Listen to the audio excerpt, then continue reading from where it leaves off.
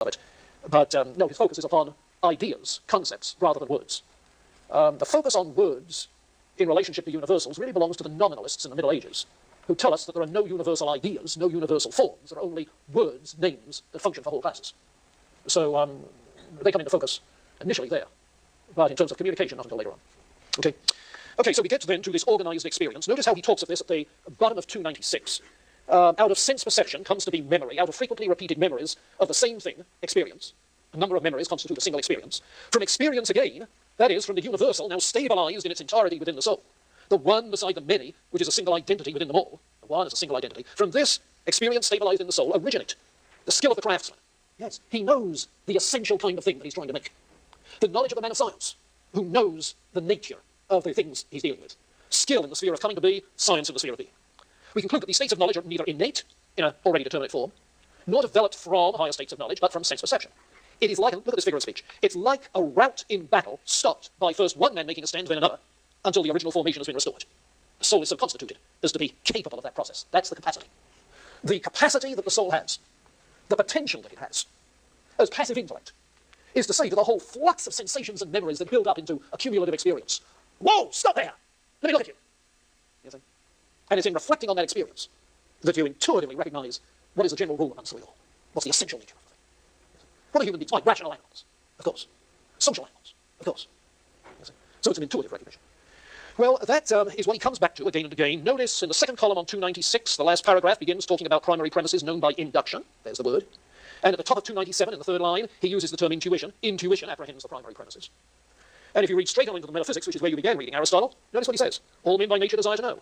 An indication of this is the delight we take in our senses, not only with a view to action, but even when we're not going to do anything, we prefer seeing to something else. The reason is that most of the senses make us know and bring to light many differences between things. By nature, animals are born with the faculty of sensation, and from sensation, memory is produced.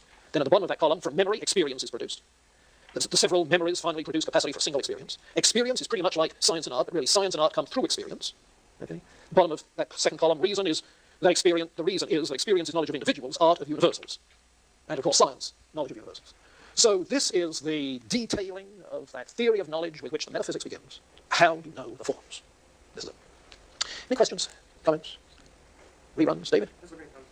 The person who was interested in the argument for generalizations, did you deviate from Aristotle's process at the point of organized experience? Yeah, empirical generalization involves the first two, perhaps it involves the third. It involves certainly accumulating a number of experiences and looking for similarities.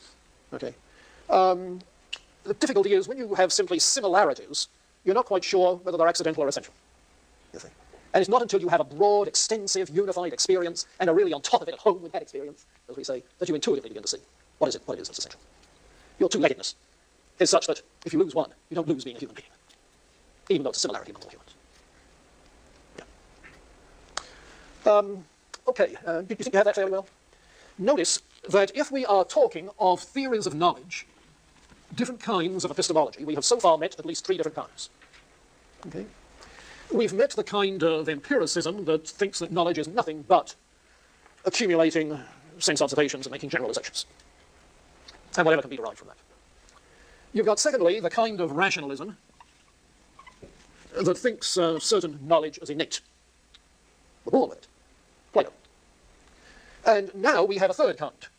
A third kind, Aristotle's, where the mind contributes to knowledge. Sure. It contributes laws of thought and categories of thought that correspond with laws of being and categories of being. You see? So that its thinking processes correlate with the nature of reality to begin with.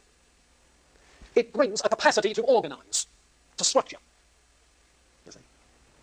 And through that capacity to organize and structure, it's able to get at the unchanging truth about the nature of things.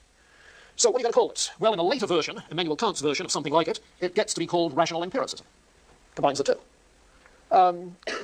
Some writers simply call it moderate empiricism. Moderate is distinct from complete empiricism, or extreme or radical empiricism. Moderate empiricism. Empirical because the initial source is in sense perceptions. But it takes more than sense perceptions to make knowledge. Okay. So we have those three theories of knowledge, and of course, over against those three, you still have a fourth view that has emerged. The skepticism of some of the sophists, like Gorgias. Okay. And of course, that typology, in more developed forms, persists to this day. Really does. Four basic approaches to epistemology. Okay. Well, I'm ready then to move from epistemology to Aristotle's ethics. Are you? Seeing no objections. One at the back. Jason? Sorry, Tim, yeah. Is there a point where we can actually know that we've apprehended? Yeah, that's a good question, because it's, in a way, the question we asked of Plato. You see, in Plato, dialectic leads to the intuitive recognition of the universal, right? So that the conclusion to a dialectic is not, therefore it follows that, but simply, oh, I see. You see, that's the language of intuition, direct awareness. And you feel with Plato's dialogues and the dialectic that's been going on, as if, however clear the conclusion is to Plato, some smart aleck might come along around the next corner with another difficult question. You see? It's like any debate. You begin to feel that the outcome of the debate depends on who's the smartest aleck. Well, if there is that problem with intuition in Plato, you're suggesting there is a similar problem in Aristotle. When do we have enough experience, organized in the right way, to be able to draw a conclusion with certainty? Do we ever have enough? You see? Do we ever have enough? Because one of the criticisms of empirical generalizations is that they can never be complete enough to be certain. Also, some more coming tomorrow. You see? Well, couldn't the same thing be said about Aristotle? That his cumulative experience of that class of things is such that maybe he hasn't gotten at the essence in totality, or with complete certainty. You see? So what's going on in this is questions about the quest for certainty. Whether that quest for intuitive certainty as a beginning for subsequent logical certainty, okay, whether that quest is ever going to be satisfied. Fully. Is it an ill-conceived quest? Is it asking something of our capacity for knowledge which our capacity for knowledge does not have?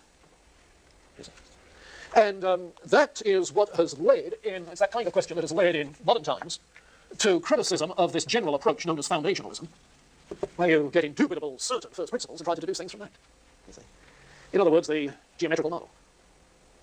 You see, is that a proper way to go about establishing knowledge, making sure of it? Are there other alternatives to foundationalism? You see, where the main alternative is often known as coherentism, where various beliefs are mutually supportive, so that you come out with, if you like, justified belief. And in the 20th century, knowledge has come to be defined not as certainty, but simply as justified belief. You see. You claim to know when you have sufficient justification for affirming that you have a rational belief. Well, that's been the direction that epistemology has taken, but this quest for certainty is with us all the time. I was reading this morning about the way in which the quest for certainty was involved in the Counter-Reformation, in the development of Renaissance skepticism, you see, and in the development of early modern science. Yeah, it's a perennial issue. The skeptic thinks the alternatives are certainty or skepticism. You can't live like a skeptic. You have to assume certain things when you cross the street. You see? And yet if you cannot get theoretical certainty, then what? Well, there must be a third alternative. You see? And it's that third alternative which epistemology is now trying to define. Okay. All right, to Aristotle's ethics then. And we've seen enough of the way in which ethics develops among the Greeks to expect that Aristotle's ethics are going to be related to his conception of the human soul. And indeed, that's the case.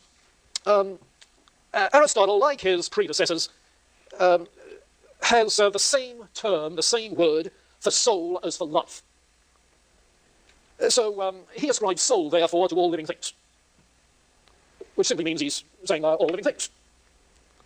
He's sort of a biological vitalist, for whom life is a distinct kind of force or entity than matter, you see, and has certain functions that matter doesn't have. And so it's possible to talk of a hierarchy of souls. The vegetative soul, which sometimes he calls the nutritive soul because nutrition is one of its functions. Reproduction is another. You see, vegetative life reproduces itself. So the vegetative soul. There is the locomotive soul, not talking of railroad engines, but simply of the kind of life that's able to move physically.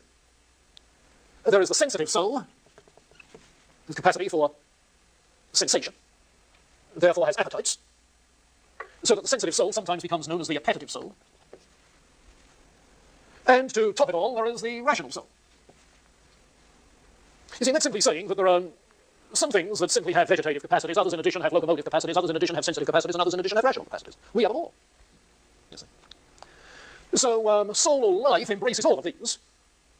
And what distinguishes the human species is that of all the living things Aristotle knows of, we alone have rational soul. Now, notice that I use the word capacity. Capacities to function in certain ways. Everything has its proper function. The process of growth, in the process of growth, the capacity develops. The potential is actualized. The soul, then, as the essential nature, the form of a human person, you see, has an actual existence from the very beginning of human development. An actual existence as a vegetative kind of thing, nutritive, so forth. It gains, during pregnancy, the actuality of locomotion, you see. And it has capacity for the rest, potential. The sensitive capacities get actualized along the way, and subsequently the rational capacities, because they depend on the development of the sensitive capacities. And we tend, of course, to try and monitor those developments in terms of brain development of the central nervous system, so forth. Brain development primarily. Aristotle is thinking of the growth of the living being actualizing the potential of the soul. Now, of these, it is rational soul, if anything, which has capacity for immortality. Capacity for immortality.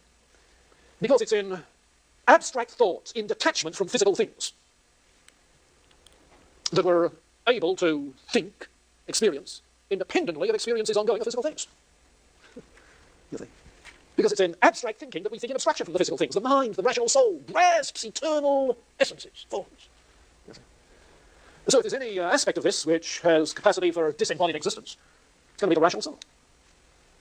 And Aristotle isn't very clear as to just what he thinks beyond that about immortality. There are some passages in which he seems to talk of that individuality continuing after death. Others in which he seems to say that it emerges back into some sort of mind, capital M, that reminds us of Anaxagoras, mind, nous. Okay? Now, that's the soul. But it is on the basis of the nature of the soul that the good is defined. It's that way because Aristotle has a teleological metaphysic. Everything in nature is end-oriented, has final cause. The growth process of every living thing has its final cause. That final cause, that essential natural end, is the natural good that the process would normally actualize. And so the supreme good for human beings reflects the native capacity of the rational soul. So he introduces then the notion of a supreme good. The notion of a supreme good, sometimes called the highest good, sometimes graced later with the Latin term summum bonum. This is where the term originates.